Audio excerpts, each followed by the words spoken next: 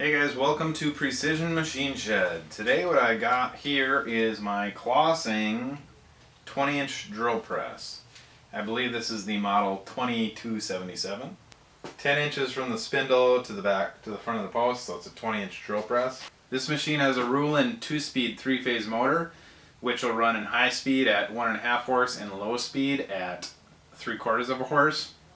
That's super handy, because with the variable speed you get all sorts of cool speeds with it.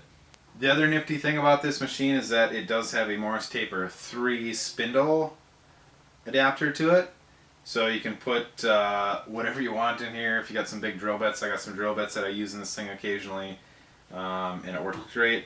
Right now I have a Grizzly, I think it's up to a 3/4 inch all-bricked copy chuck in here, and it's worked pretty good. I got it from something else, but this chuck is running in a Morse Taper 2 to 3 spindle adapter to fit in this machine, because I didn't have the proper one. So anyways, so let's look at a few of the features on this guy a little closer.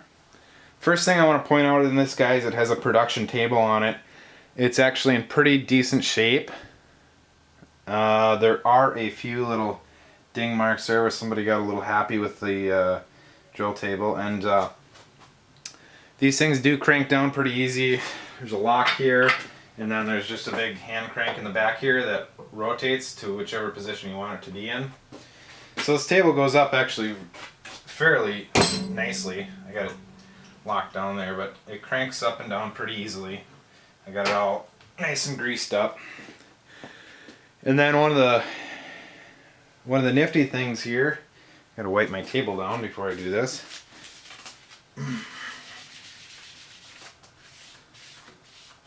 I was at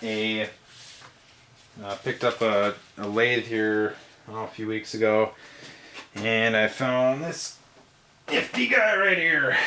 I'm gonna make sure this is clean too, before I go sliding it around on here.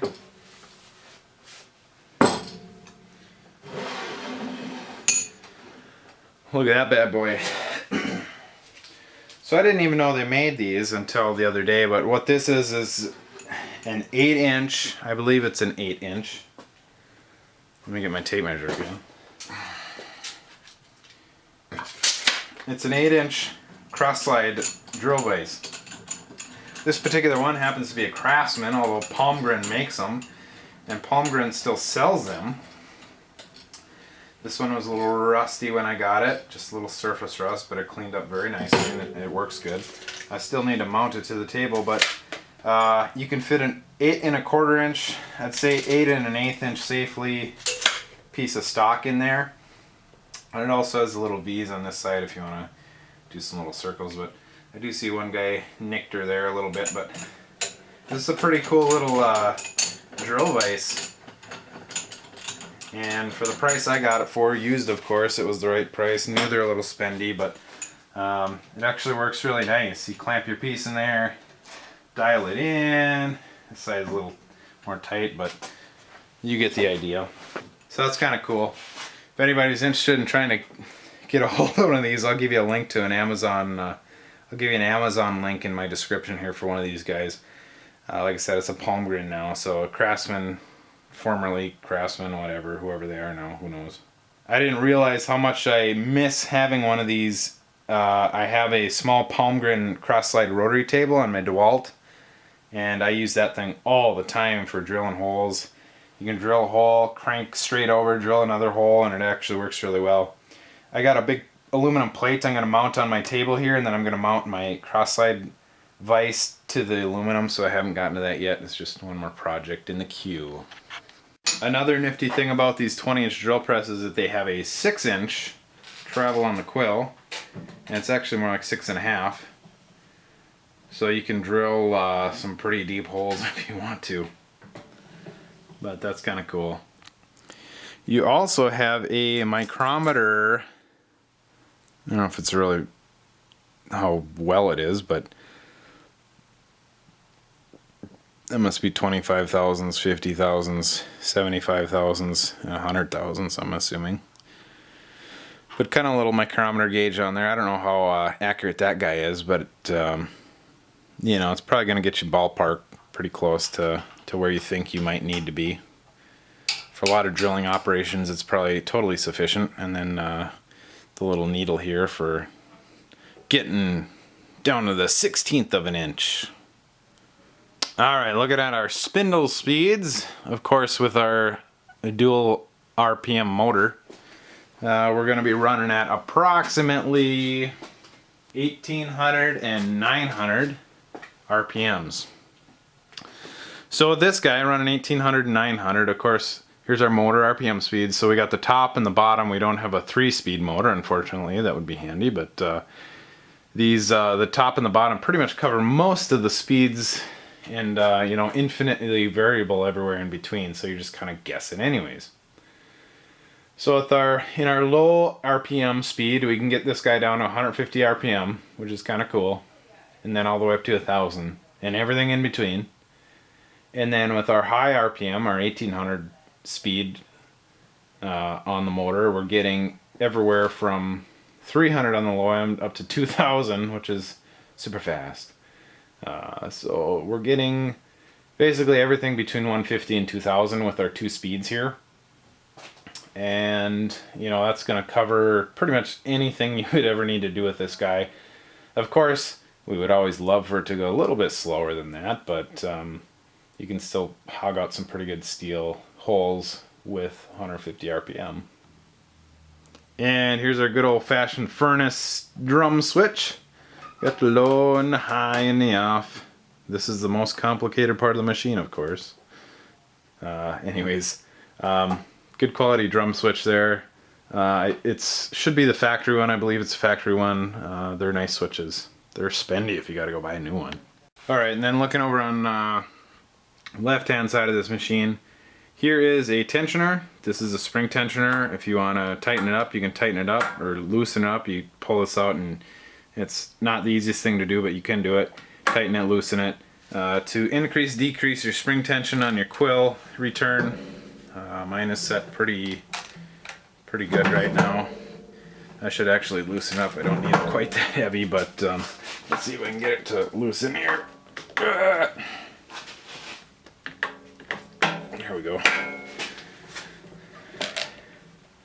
A little better. See, now I don't quite have enough tension there, so I'm gonna go back to where it was, and there we go. I lied. So now we're at good tension there, and it springs back up properly. And of course your quill lock. If you say you want to go there and lock her down, set something up, line it up, loosen it back up, finish your drilling, whatever you want to do. I actually use these quite a bit. I was never used to use these until I started using the cross slide table, and ever since I use the cross slide table, quite often I'll get my drill bit down to kind of where just the 1/8 inch or so above the workpiece, and then I'll lock it in place, and then I'll fine tune either where my center punch is, or if I drilled it with say a center drill or something like that, fine tune it where you want it, loosen it back up, finish drilling. It works extremely well. I use this quite a bit. Should also mention quick, not a big deal, but like most drill presses, you can swing your table out in a way and set something on the base here, which I have some random stuff sitting on here. But if you wanted to drill something larger, you can get in there and drill away with a larger piece, swing your table back in, ready to rock and roll. Alright, so let's crank this thing up. As you can see in the corner, I got my beautiful North American PL5 rotary phase converter, which I've been using for several months now, and I love it. So I'm going to crank this guy on, and it'll be a tad bit noisy, but not too bad. So it's not really that loud. So let that thing warm up for a few seconds, and let's crank this guy up. So we'll start with low speed, and I believe right now I have it around 300 RPM, which is not very fast at all.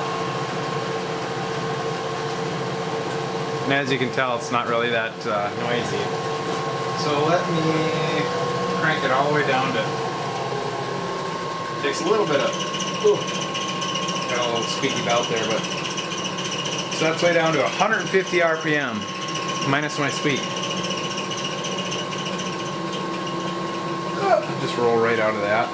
So that's kind of cool. That's great for doing big, large holes, large, harder material. If you want to get really big, crank it up.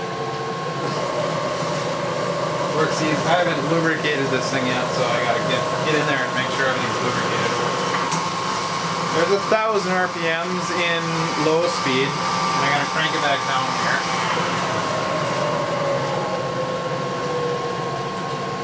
Shut that down. So it's going to high gear. You can tell it's quite a bit quicker.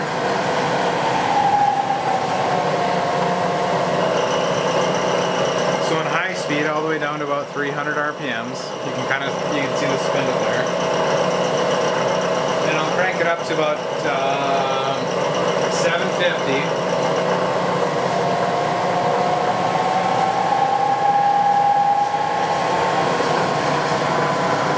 750.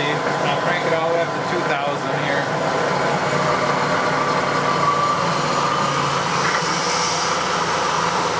So there's 2,000 RPMs. It actually runs pretty smooth and quiet.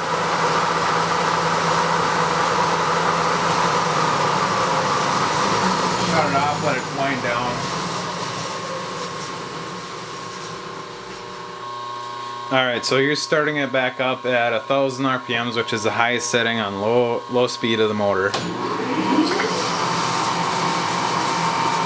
then I'll crank it back down here again.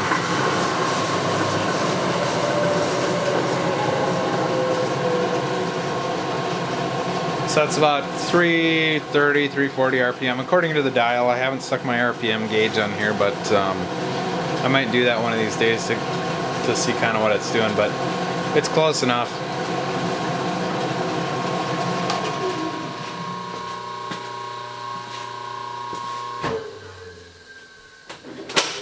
Love that thing. I've had this thing for probably close to a year now, and I actually just got it hooked up about 2-3 months ago when I got my VFD. And what spurred that, not my VFD, sorry, my rotary phase converter, my North America PL5 rotary phase converter. And what spurred me to go with a rotary over a VFD is I got my 6913 Klossing 14x48 lathe. And when I got that thing, and I had this thing sitting around, I just really didn't feel like putting VFDs on all these machines. I kind of got to the point where I just wanted to plug these things in and start using them. There was a time when I was going to sell this thing too, but I wasn't getting the price that I think it should have gotten, even though it was half as much as what some of these guys were trying to get for them on eBay. So I decided in the long run just to hang on to it. So I have this guy, and I have my DP600 17-inch Delta drill press down in the basement, which I still love that thing, and it works great. And I use that one still actually more than I use this one. So once I get this cross-side table set up on here, though, I'll probably end up using this thing because I have been using this, and my wife actually used this guy the other day for drilling some PVC pipe or something. I don't know, she had a project in mind, so she's probably used it just as much as I have. These are cool machines if you can find them. Again, the issue with any old US machine is condition, and I was pretty fortunate to find this one for a reasonable price. I bought this one in a big Kalamazoo bandsaw about a year ago. I got rid of the bandsaw, and I just kind of hung on to this thing, kind of thinking that it's one of those machines that you get it for the right price, and it's hard to get rid of it and replace it for what you got into it. A lot of these machines I see go in the 1,000 to 1,500 range. Some of them can go up to approaching 2,000. I think new, they're about $3,500. You can still buy them. Not exactly the same configuration, but Klossing, I believe, still makes this drill press. Not sure where they make it, but it's available. Again, I'll try and leave some links if you want to purchase like a spindle chuck like this, or a drill chuck like this, or a cross slide table. I'll see if I can find those for you guys if you want to take a look at them at least and check them out. So as always, stay safe in your machines, shoot straight, and I'll see you guys next time. Thanks for watching.